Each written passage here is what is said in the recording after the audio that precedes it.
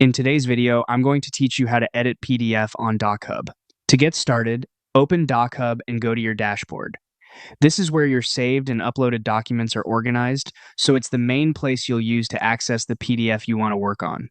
Once you're on the dashboard, find the file you want to edit and click on it to open it. After the PDF opens, you can begin adding new text if needed.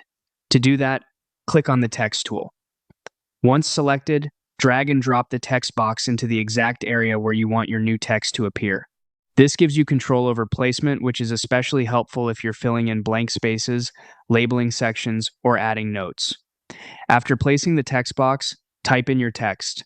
You may also notice additional tools at the top after the text box is added. These can help you refine the way your text looks and fits within the document. If you want to modify text more directly, click on the Edit Text icon. This tool is useful when you need to work with existing text in the PDF rather than just placing a new text box on top of the page. Once the Edit Text option is active, click on the text you want to change.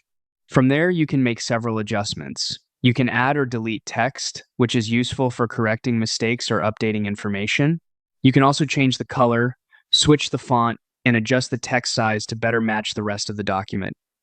Taking a moment to match the formatting can help your edits look cleaner and more professional.